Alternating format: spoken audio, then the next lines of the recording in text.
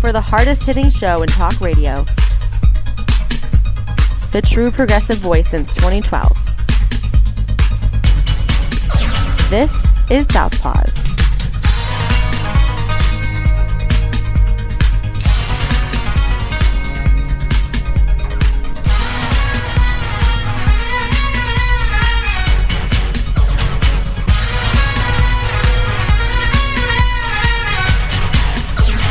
And welcome to Southpaws on the Pacifica Radio Network. We are the leaders of the revolution. My name is Darren Gibson. I am the founder, lead host, and executive producer of this show. I'm going to be flying solo today. Jack Prince and Katy Steele are both off this week. Got a couple of stories to talk about. The first one, the Supreme Court shooting down Donald Trump. We'll give you all the details about that. Plus, we're going to talk a little bit about the pandemic, and we're going to talk about January 6, 2021, the traitorous insurrection against the U.S. government. So we're going to have a lot of details on that. Before we get started, a couple of reminders. You can follow us on social media by going to facebook.com/Southpaws Radio. You can follow us on Twitter at Southpaws Radio. You can follow us on Tumblr at southpawsradioshow.tumblr.com. You can follow us on YouTube by doing a search for Southpaws Radio. You can become a patron of the show by going to patreon.com/Southpaws Radio. You can listen to the show anytime you like at Spreaker, Stitcher, Apple Podcast, or Reason.fm by doing a search for Southpaws. Once you found our logo, you found us. We send links to our weekly episodes to our Facebook, Twitter, Tumblr, and YouTube accounts. You can listen to us on Global Community Radio Channel 1 every Saturday night at 11 Eastern. And you can listen to us on great Pacifica stations, including KCEI in Taos, New Mexico, KZGM in Kabul, Missouri, and KEPJ in San Antonio, Texas. So please listen to us there. And if you have a local Pacifica station, please donate your time and or your money to them. They could always use a little bit of both. Our quote of the week comes from gonzo journalist and author Hunter S. Thompson, who said that freedom is something that dies unless it's used. He's right about that. Folks need to use your freedoms. Free speech, freedom to assemble, freedom to petition the government for a redress of grievances. Those are the most important freedoms that are in the Constitution. And those are the ones that we, unfortunately, I feel, take for granted the most. So I think we need to do a better job of exercising those rights. Before we get started with the topics, Jack has been in Florida visiting family, and he came back. He's been feeling a little under the weather, so out of an abundance of caution in the age of COVID, a decision was made that I would just record the show by myself. And by the way, we are recording the show one day early on Thursday, January 20th. This is the one-year anniversary of President Joe Biden taking the oath of office. All right, we're going to go to this first story here. This is Pete Williams writing for NBC News. This is dated January 19th. The Supreme Court on Wednesday rejected former President Donald Trump's effort to stop the National Archives from giving the House January 6th committee hundreds of pages of documents from his time in the White House. The court's action clears the way for the National Archives to hand the material over now, while the Supreme Court in the meantime decides whether to hear Trump's broader appeal of lower court rulings that said he could not stop the material from being produced by asserting executive privilege. Only Justice Clarence Thomas said the court should have granted the Trump motion to block the National Archives from handing the material over while the case is under review. The legal battle began in October when Trump filed a lawsuit seeking to block the archives from revealing documents that he argued should be shielded by executive privilege. Two lower courts ruled against him. His lawyers urged the Supreme Court to take up his appeal, arguing it raised novel questions about the extent of a former president's privilege. Wednesday's brief order seemed to agree on that point, calling those questions unprecedented and saying they, quote, raise serious and substantial concerns, end of quote. There is no deadline for the court to decide whether to take up the Trump appeal. But Wednesday's order means that even if Trump eventually wins on the legal point about the strength of a former president's privilege, Any victory would be a hollow one because the documents will have been turned over in the meantime. The House committee asked for a trove of documents related to the events surrounding the riot, including records of communication between the White House and the Justice Department leading up to January 6th. Trump objected, asserting executive privilege, but President Joe Biden declined to back up that assertion. Instead, he directed the National Archives to hand over the material. The U.S. Court of Appeals for the District of Columbia ruled that although Trump retained some limited authority to claim executive privilege, it wasn't strong enough to overcome Biden's decision that Congress has a legitimate need for the material. It cited a 1977 Supreme Court decision in a dispute between former President Richard Nixon and the National Archives, which said the incumbent president is in the best position to decide whether the privilege should be asserted.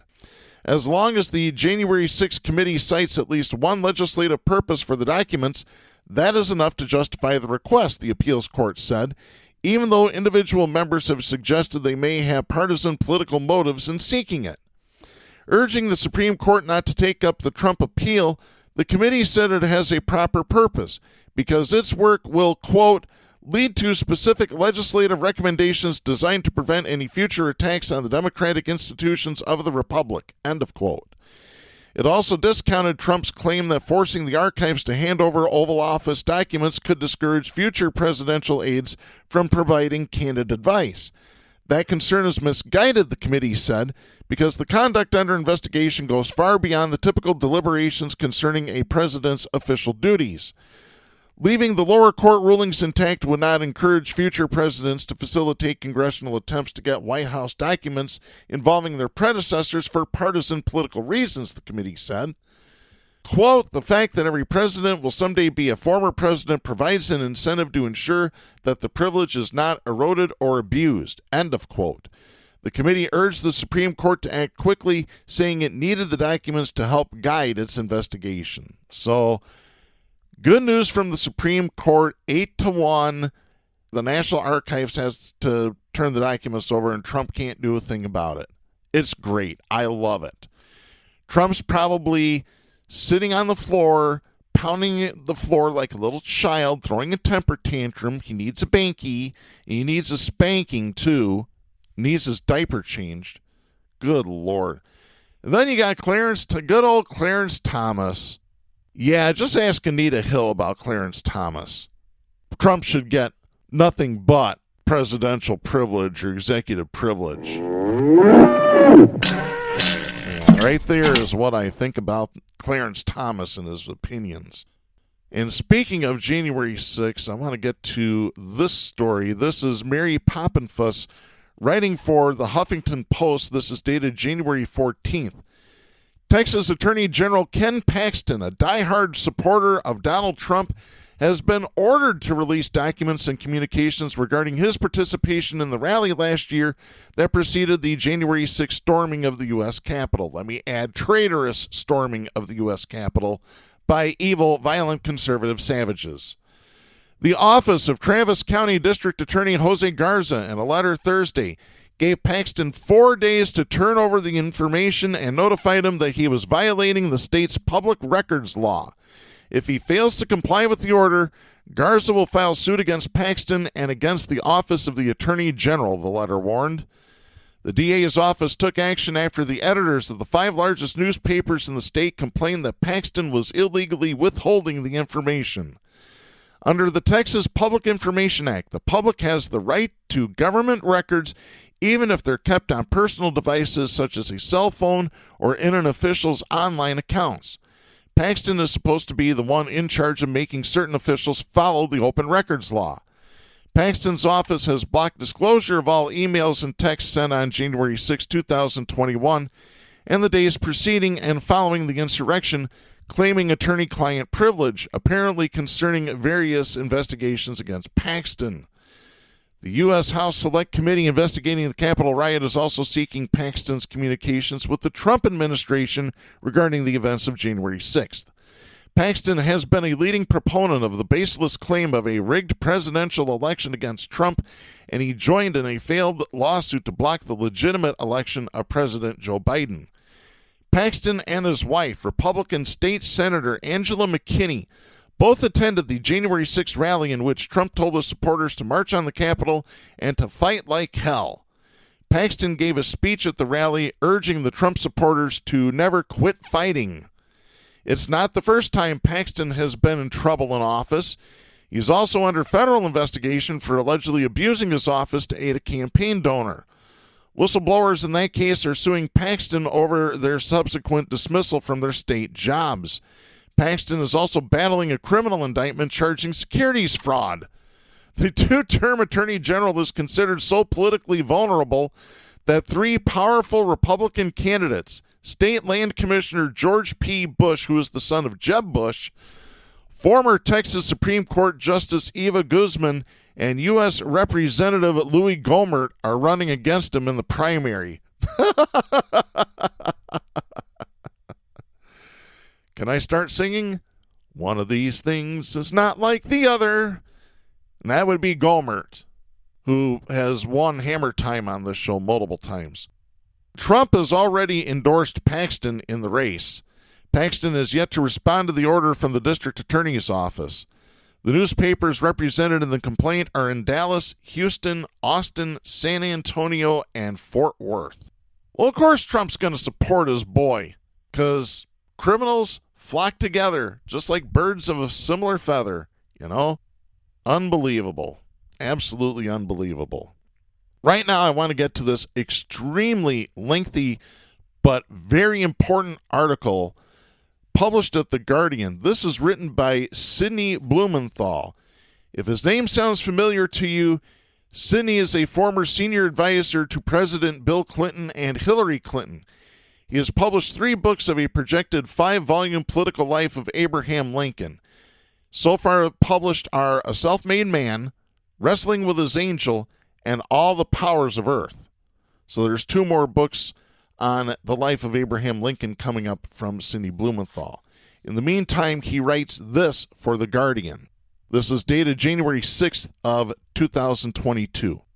After thousands of posts appeared for weeks on a website called the Donald.win, detailing plans for the January 6th attack on the Capitol, including how to form a wall of death to force police to abandon defensive positions, after General Mark Milley, chairman of the Joint Chiefs of Staff, warned his senior aides of a Reichstag moment like the 1933 burning of the German parliament that Hitler used to seize dictatorial power, after insurrectionists smashed several ground floor windows of the Capitol, the only ones out of the 658 they somehow knew were not reinforced, that allowed rioters to pour inside, after marching to the chamber of the House chanting, "Hang Mike Pence," after pounding on the locked doors, and as the Capitol Police led members in a run through the tunnels under the Capitol for safe passage to the Longworth Building, Congressman Jody Hice, a Republican out of Georgia, raced by a Democratic colleague who told me Hice was screaming into his phone, quote, "You screwed it up, y'all screwed it up," end of quote. Hice has denied the incident occurred, but the Democratic congressman stands by his account. Hice, an evangelical minister, professor of preaching at a Southern Baptist seminary, and radio talk show host before his election in 2014, has notably declared that freedom of religion should not apply to Muslims, and that the Sandy Hook massacre of 26 people, mostly children, at an elementary school by a deranged shooter occurred because liberals were, quote, "kicking God out of the public square." You have got to be kidding me. No, it's because the Republicans have stopped doing anything about gun laws in this country. They want to arm all the evil, violent, conservative savages that they can so they can take control. Quote me on it. Hice was tasked to present a challenge to Georgia's electors before the joint congressional session convened on January 6th to certify the Electoral College victory of Joe Biden. Hice performed his assignment as part of the far right-wing Republican faction, the Freedom Caucus, directed by Congressman Jim Jordan of Ohio, who was in constant touch that day with Mark Meadows, Trump's chief of staff and former Freedom Caucus member, and a watchful Trump himself. By the way, Trump rewinding and playing the footage over and over again. Stephanie Grisham saw it and told it to CNN. Continuing the story, just as the violent insurrection launched and paramilitary groups spearheaded medieval-style hand-to-hand combat against the police and burst into the Capitol, Heiss posted on Instagram a photo of himself headed into the House chamber with the caption, "This is our 1776 moment." To whom was Heiss shouting that y'all had screwed it up? It seems likely it was Meadows. And what had they screwed up? They had screwed up the coup that led to the insurrection. The insurrection was not the coup itself. It was staged as the coup was failing. The insurrection and the coup were distinct, but the insurrection emerged from the coup. It has been a common conceptual error to consider the insurrection alone to be the coup. The coup, however, was an elaborate plot developed over months to claim that the votes in the key swing states were fraudulent. For Mike Pence as the presiding officer of the joint session of the Congress to declare on that basis that the certification of the presidential election on the constitutionally mandated date could not be done. To force that date to pass into a twilight zone of irresolution. For House Republicans to hold the floor brandishing the endless claims of fraud. To move the decision to the safe harbor of the House of Representatives, voting by states with a majority of 26 controlled by the Republican Party, to deny both the popular vote and the Electoral College vote to retain Trump in office, for protests to break out of federal buildings, and for the president to invoke the Insurrection Act to impose law and order. Presumably, any gesture to forestall the coup by the Joint Chiefs would be communicated at once to Trump from his agent, Kash Patel, a former aide to far-right Representative Devin Nunes, sworn enemy of the deep state, embedded as chief of staff to the acting Secretary of Defense, and presidential orders would be issued to countermand. The rally on January 6th will be wild, Trump promised, was a last-ditch attempt to intimidate the vice president with the threat of violence into fulfilling his indispensable role in the coup, to lend support to the Republicans objecting to certification, and to delay the proceedings into a constitutional no-man's land. The insurrection may also have been intended to provide a pretext for precipitating clashes with anti-Trump demonstrators, following the example of the street violence and multiple knife stabbings perpetrated in Washington by the neo-Nazi Proud Boys chanting 1776 on December 12th, and which would then be an excuse for invoking the Insurrection Act. In the criminal contempt citation of Meadows for his refusal to testify before the Select Committee investigating the U.S. Capitol attack, the committee noted that Meadows sent an email the day before the assault to an unnamed individual, quote, that the National Guard would be present to protect pro-Trump people and that many more would be available on standby, end of quote. From whom would pro-Trump people be protected? In the midst of the attack, the House Minority Leader Kevin McCarthy managed to reach a preoccupied Trump who was riveted viewing the unfolding chaos on television at the White House, closely monitoring whether the coup would finally succeed, taking phone calls from Jim Jordan and a host of collaborators, and fending off urgent pleas to call it off from his daughter Ivanka. Trump's first reply to McCarthy was to repeat, quote, the falsehood that it was Antifa that had breached the Capitol, end of quote. By the way, that is according to the Republican Representative Jamie Herrera Butler. McCarthy argued, quote, it's not Antifa, it's MAGA. I know, I was there, end of quote. Trump said, quote, well, Kevin, I guess these people are more upset about the election than you are, end of quote. In an uncharacteristic display of testosterone, the soon was replaced with his regular order of servility before Trump and Jordan. McCarthy inquired, quote, who the do you think you are talking to? End of quote. So they're arguing with each other. Wow. The absence of Antifa and McCarthy's refusal in the heat of the moment to lend credence to the Phantom Menace may have condemned any false flag thought of invoking the Insurrection Act. Meanwhile, the bayonet-ready National Guard idly awaited orders for hours to quell the actual insurrection, because that's what Trump wanted. The coup was thwarted by the Justice Department's rejection of Trump's strong-arm tactics. the Pentagon's denunciation of any hint of imposing martial law, the rebuff by state election officials to Trump's claims of fraud, and finally, Pence's refusal to utter his scripted lines. At the January 6th rally, Trump said, quote, "I hope Mike is going to do the right thing. I hope so. I hope so. Because if Mike Pence does the right thing, we win the election." End of quote. But Pence had already stated that he would do no such thing. Then Trump said, quote, "And if you don't fight like hell, you're not going to have a country anymore. So we're going to walk down Pennsylvania Avenue. I love Pennsylvania Avenue. And we're going to the Capitol." End of quote. The insurrection was on. The coup was hardly Trump's full-blown brainchild. It was packaged for him. It was adapted, enhanced, and intensified from long-standing Republican strategies for voter suppression. The coup was a variation on the theme from a well-worn playbook. Trump eagerly grasped for the plan handed to him. More than a year before the election of 2020, in August 2019, conservative operatives and closely connected right-wing organizations began preparing a strategy for disputing election results. A political process working group focused on election law and ballot integrity was launched by Lisa Nelson, the CEO of the American Legislative Exchange Council, better known as ALEC, heavily funded by the Koch brothers' dark money syndicate, the Donors Trust.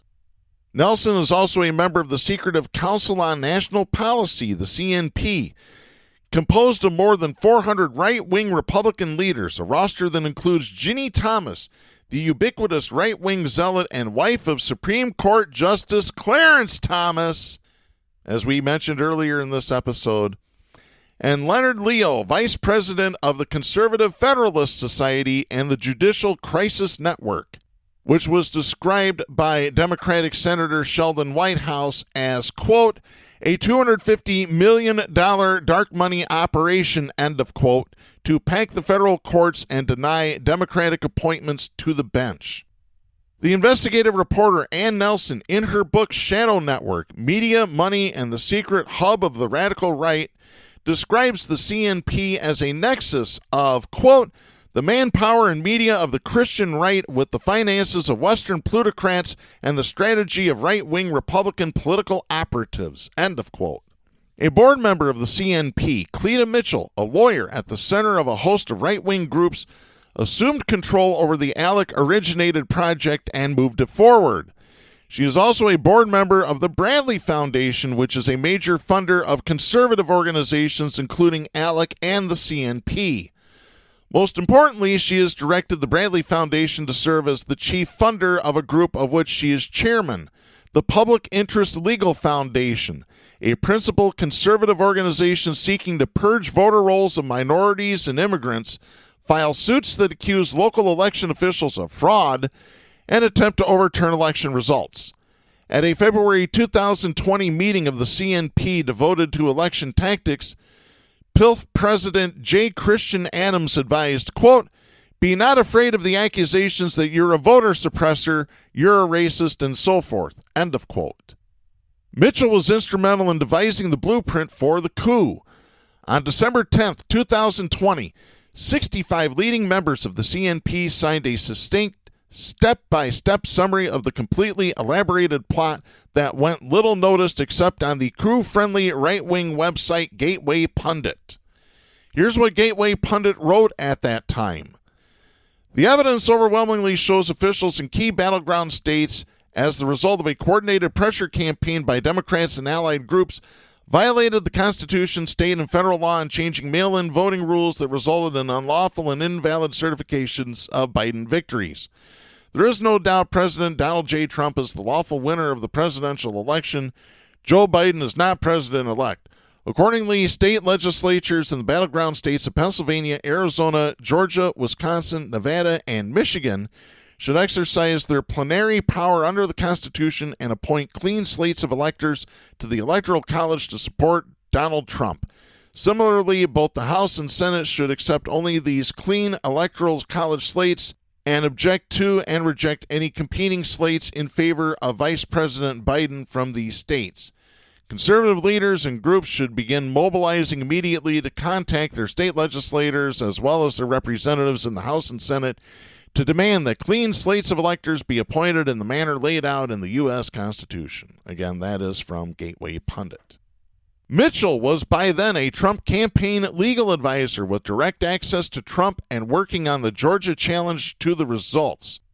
The Trump campaign had filed a lawsuit a week earlier on December 4th, claiming there were, quote, literally tens of thousands of illegal votes, end of quote. On December 30th, she sent the petition to Meadows with 1,800 pages of exhibits of supposed fraud, which Meadows promptly forwarded to the acting Attorney General Jeffrey Rosen, who was under tremendous pressure from Trump to intervene on his behalf to throw out the election results. Acting Deputy Attorney General Richard Donahue told Rosen, quote, pure insanity, end of quote. Meadows pressured Rosen again on January 1st. Rosen wrote Donahue, quote, can you believe this? I am not going to respond, end of quote. The next day, Trump called the Georgia Secretary of State, Brad Raffensperger, a Republican, to instruct him to, quote, find 11,780 votes, which is one more than we have because we won the state, end of quote. Cleta Mitchell was on the call with Trump. Trump asked, quote, well, Cleta, how do you respond to that? Maybe you tell me, end of quote. She accused Raffensperger of withholding records that would prove there were more than 20,000 fraudulent votes and rigged voting machines. Trump said, quote, all we have to do, Cleta, is find 11,000 plus votes, end of quote. On January 4th, Trump brought Pence to the Oval Office to be pressured not to certify the results by a former Chapman University law professor, John Eastman, who was also a director of the PILF that Mitchell chaired and had been recruited to play professor to the slow-learning Pence, the Pygmalion of the Putsch. Eastman had written a memo, January 6th scenario, laying out precisely how Pence should conduct the stoppage of the Electoral College count to, quote, create a stalemate that would give the state legislatures more time to weigh in to formally support the alternate slate of electors, end of quote.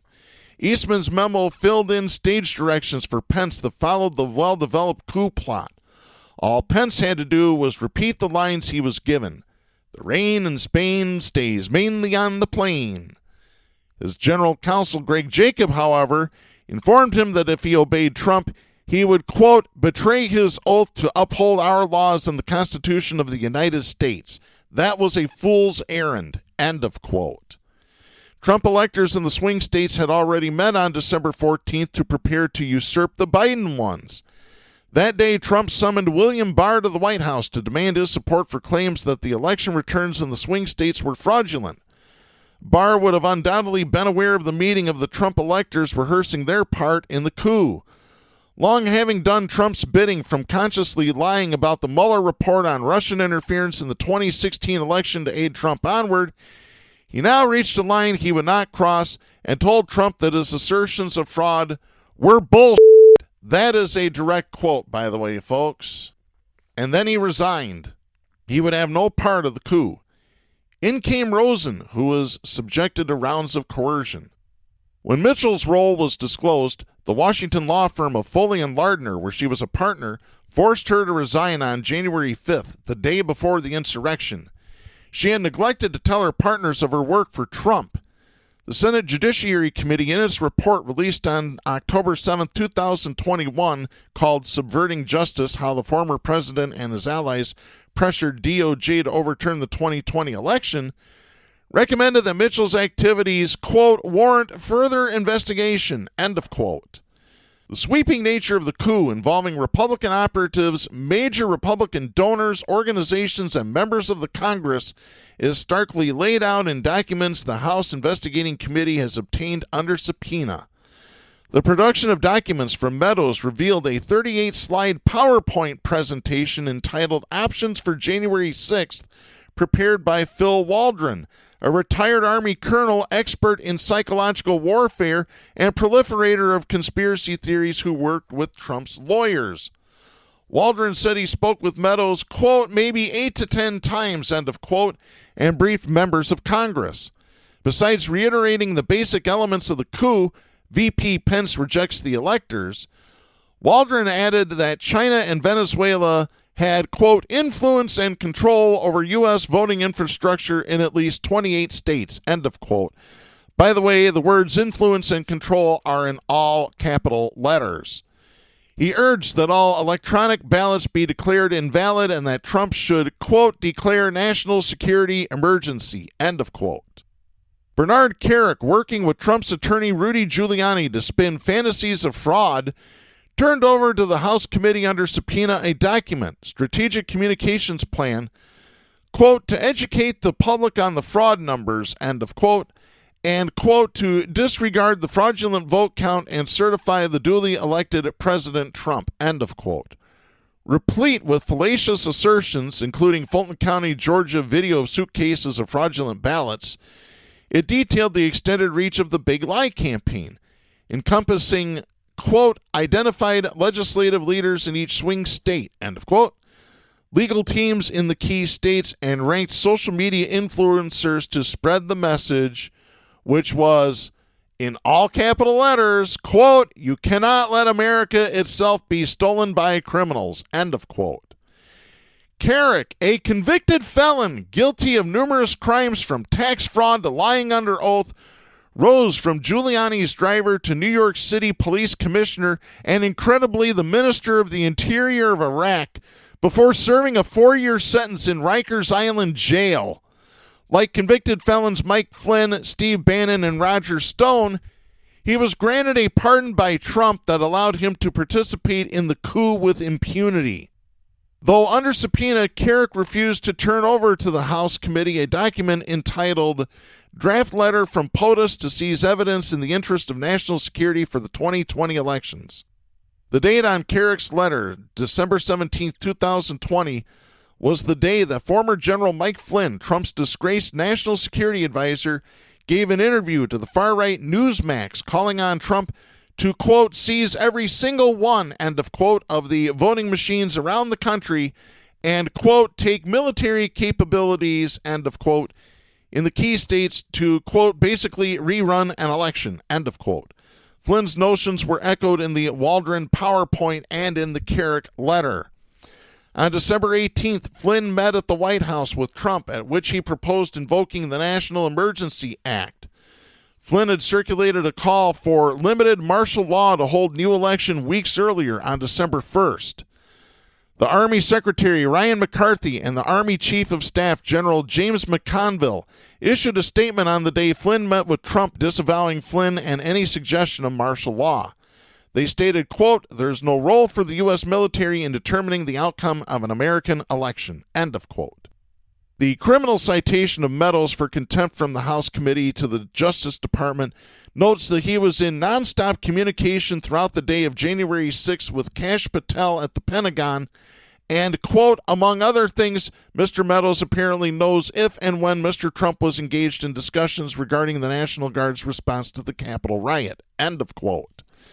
The House resolution also references Meadows' contacts with Republican state legislators, private individuals who planned and organized a January 6th rally, and members of Congress prepared to object to the election certification, a panoply of people involved in the coup.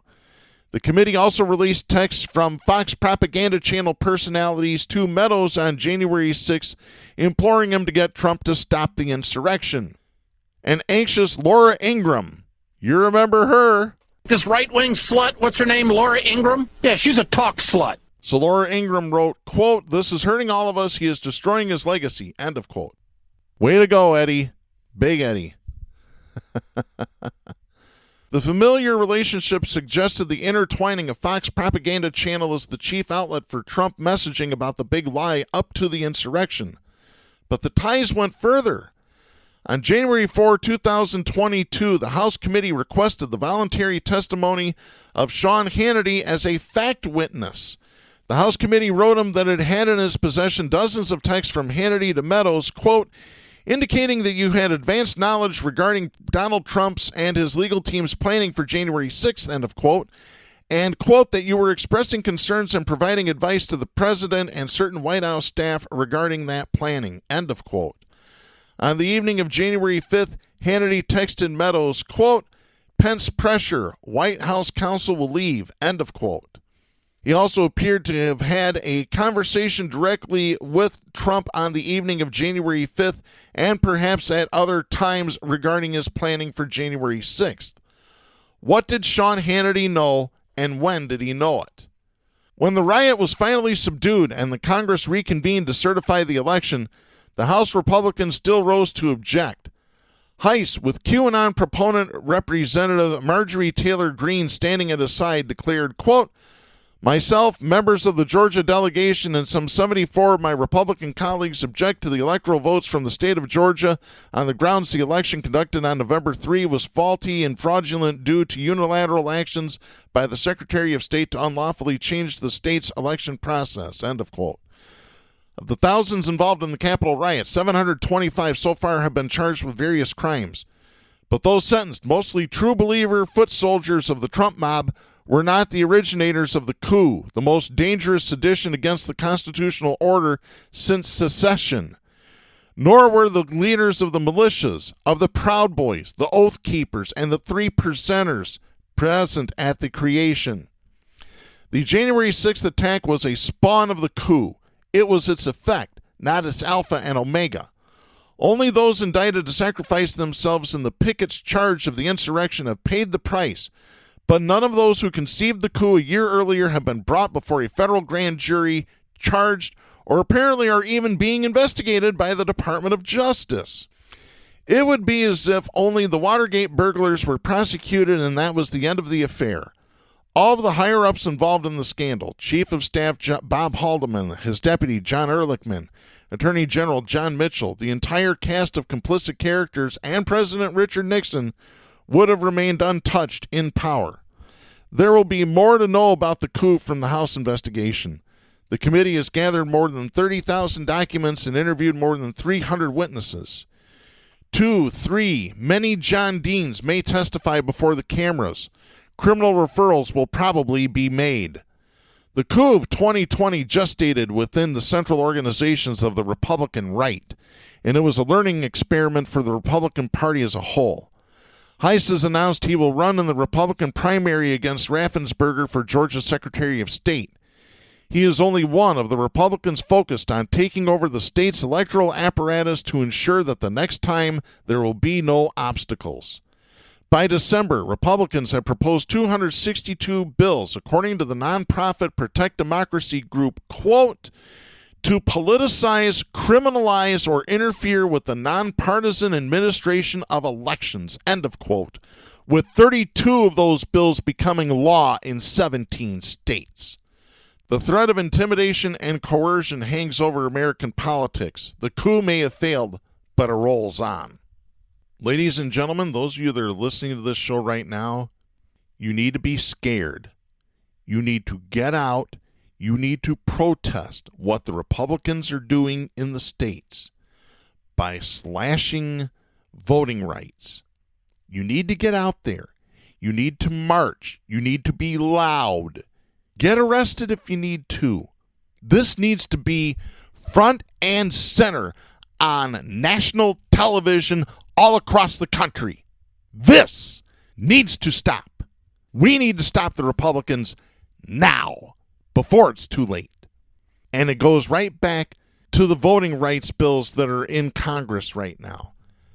That two Republican lights, I don't even dare call them Democrats, they're not, Joe Manchin and Kyrsten Sinema, who both need to be primaried and sent back to the unemployment line. Those two are holding up democracy. They're holding up free elections. You folks better be scared. You better be real scared.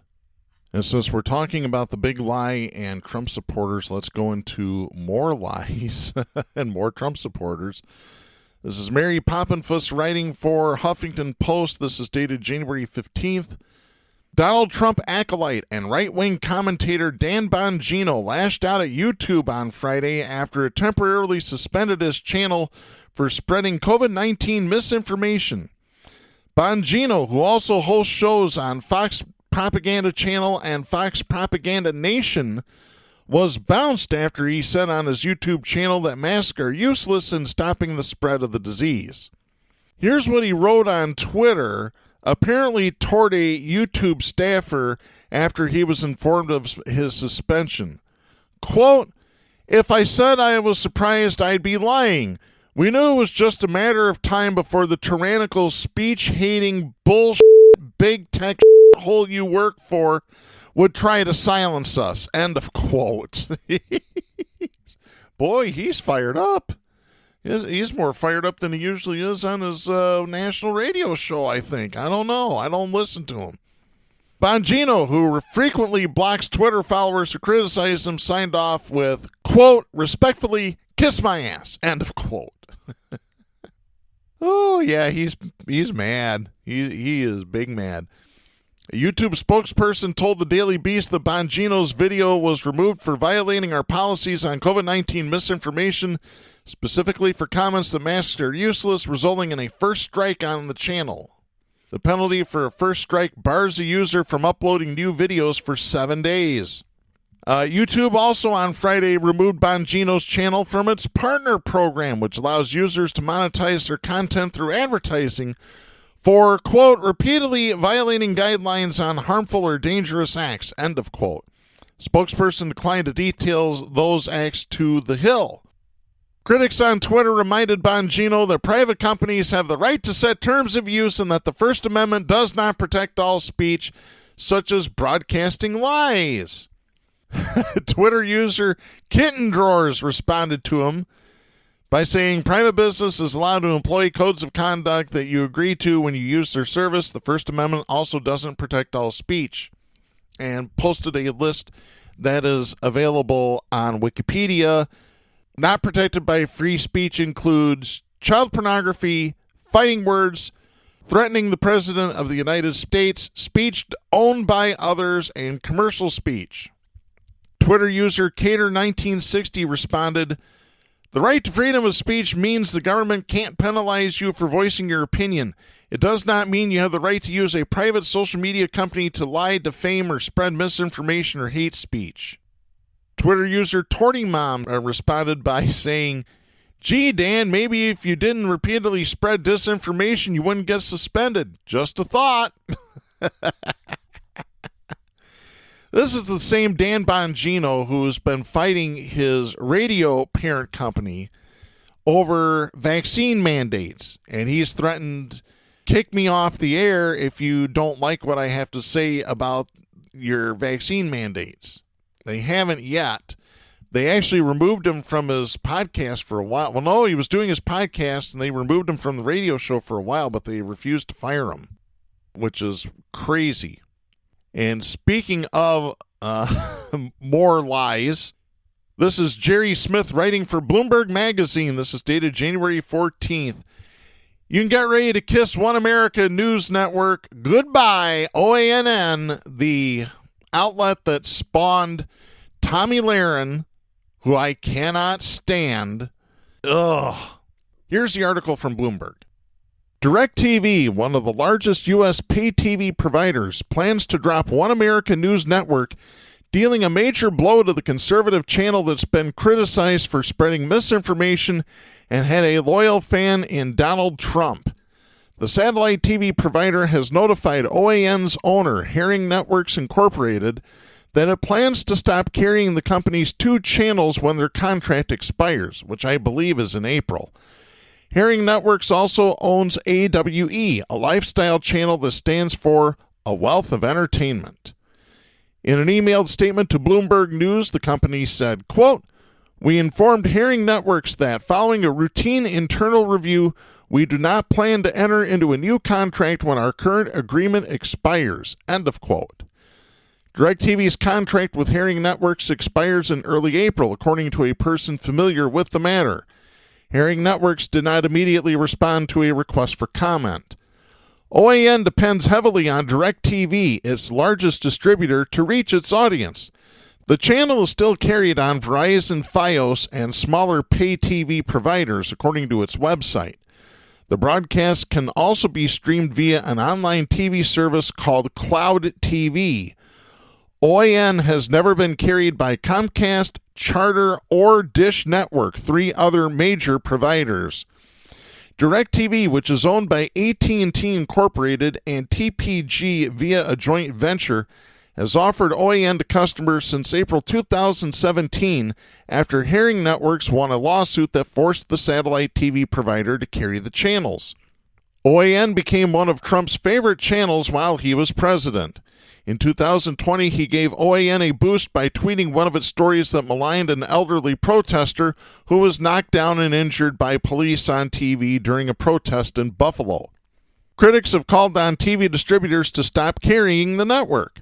In a November blog post, John Bergmeyer, legal director at the advocacy group Public Knowledge, said, quote, OANN's support for the big lie that the 2020 election was stolen and the fact that it's consistently giving airtime to conspiracy theories and misinformation on COVID-19 moves it from a participant in the marketplace of ideas to a peddler of toxic lies, end of quote.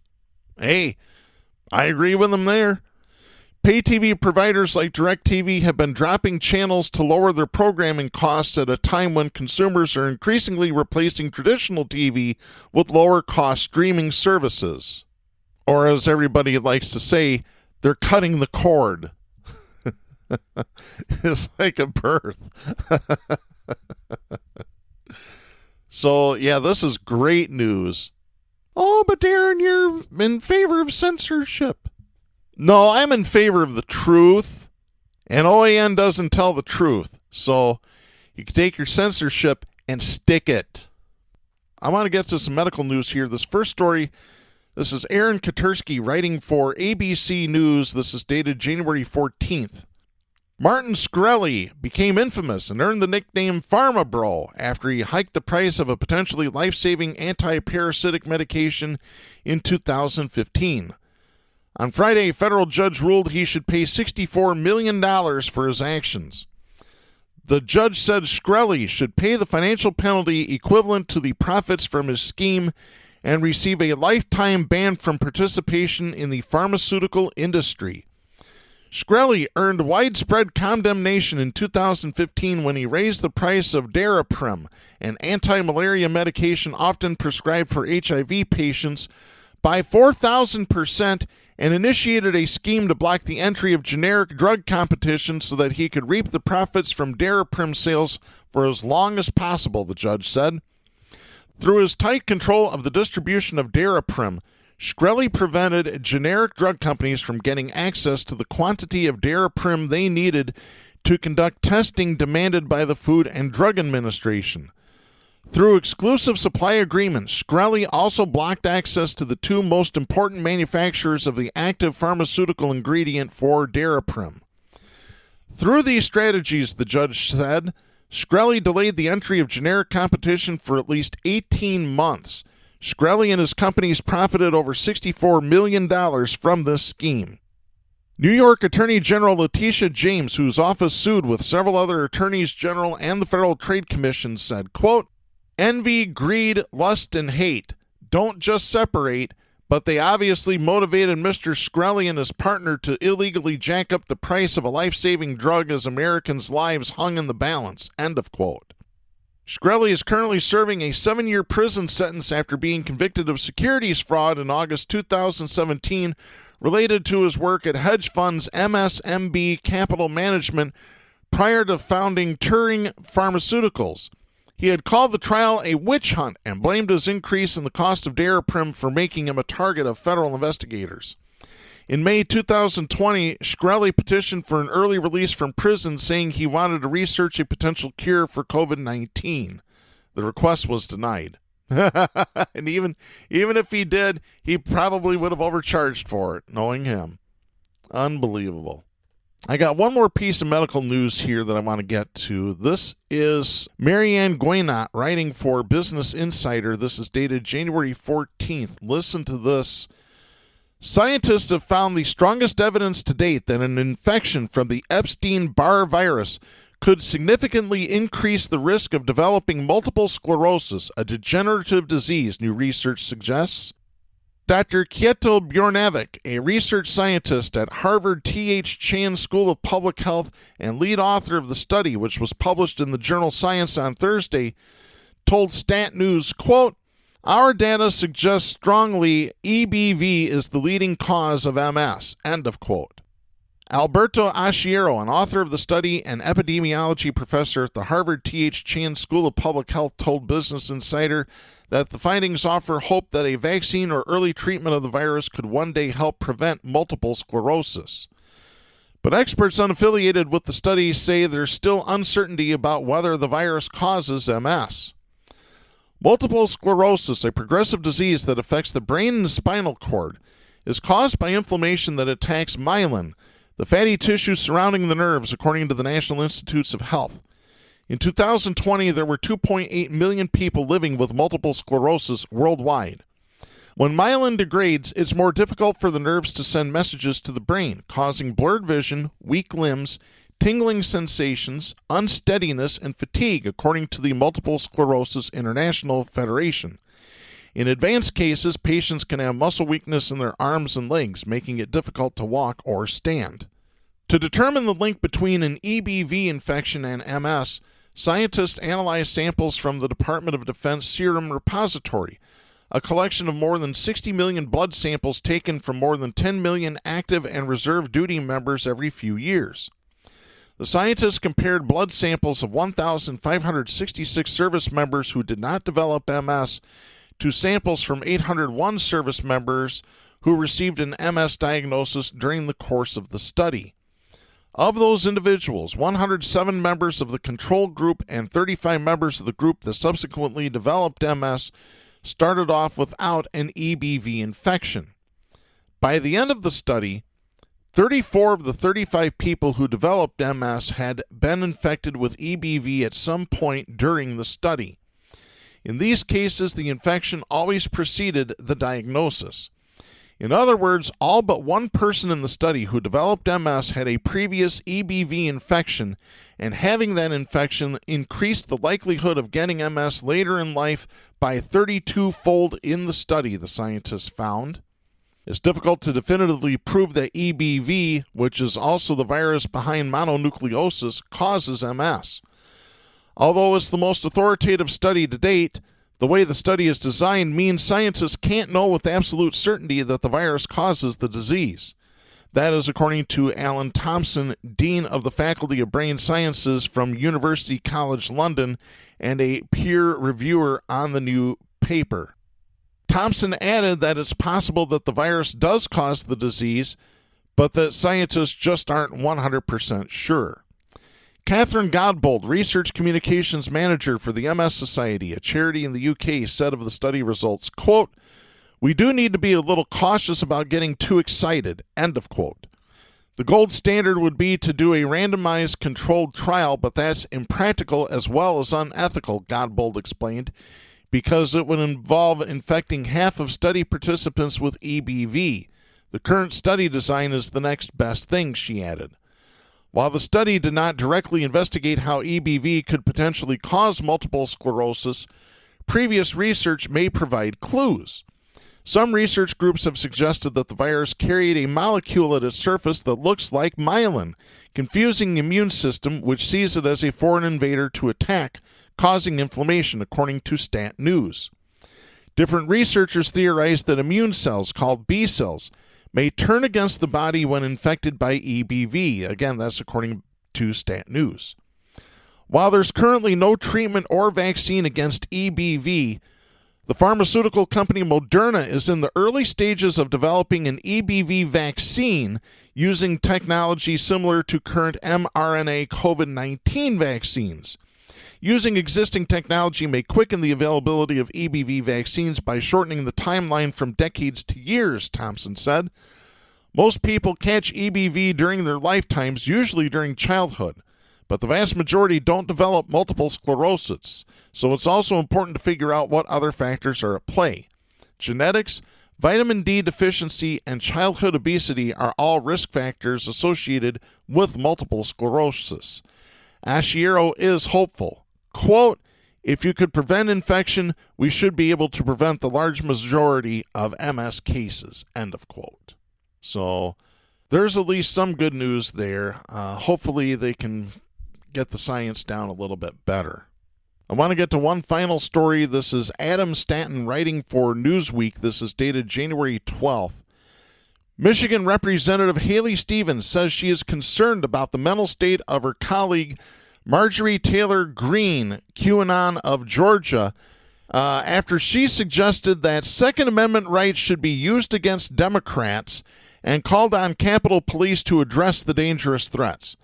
The Democratic representative made the plea Wednesday on Twitter, writing, quote, "I am concerned about the mental health of my colleague from Georgia and would like Capitol Police to address her dangerous threats in my workplace. Just as we would in any school or job site, we cannot let calls for gun violence go unchecked," end of quote. Stevens' public ask came after Greene suggested in an interview Tuesday on Sebastian Gorka's radio program using Second Amendment rights on those trying to install a tyrannical government. During the interview, Greene said that, quote, "Democrats, they hate our Second Amendment," end of quote, and claimed that Georgia lawmaker and voting rights activist Stacey Abrams wanted to grab people's guns, which is bullshit. Doesn't happen. Greene said, quote, "Ultimately, the truth is it's our Second Amendment rights, our right to bear arms that protects Americans and gives us the ability to defend ourselves from a tyrannical government. And I hate to use this language, but Democrats, they're doing exactly what our founders talked about when they gave us the precious rights that we have," end of quote. In the interview, Greene said she is not a violent person and hopes that she never sees a civil war in this country. Bullshit! Unbelievable. All conservatives are violent, evil, violent, conservative savages. Stevens wasn't the only member of Congress to respond to Greene's Tuesday interview. Democratic Representative Dean Phillips of Minnesota tweeted, quote, "If suggesting Second Amendment rights should be used against Democrats doesn't immediately compel GOP leader to take disciplinary action, I suggest Congress take action against them both. This madness must be addressed or violence will ensue," end of quote. In early December, Stevens criticized Kentucky Representative Thomas Massey after he tweeted a photo of himself and members of his family holding guns with the message, "Merry Christmas, P.S. Santa, please bring ammo." Stevens responded saying, quote, "This is a sickness," end of quote. Greene, while speaking to a group of conservative women in Alabama in August, also suggested using guns on vaccination volunteers who may show up on their doorstep. Quote, "Yeah, well, what they don't know is in the South, we all love our Second Amendment rights. We're not real big on strangers showing up on our front door, are we? They might not like the welcome they get," end of quote. Newsweek has reached out to Representative Greene's office for comment. Unfortunately, she's stuck in the QAnon universe and can't respond to Newsweek. It's time to kick her out of office. Banish her for life. Get rid of them. Now, before it's too late. Speaking of too late, we're out of time for this week. I'm Darren Gibson. For Jack Prince and Katy Steele, please support independent media and the First Amendment. The stations that carry Southpaws do not necessarily share the opinions expressed on the show. Southpaws is protected by the First Amendment to the U.S. Constitution and is copyrighted by Big D Entertainment, all rights reserved.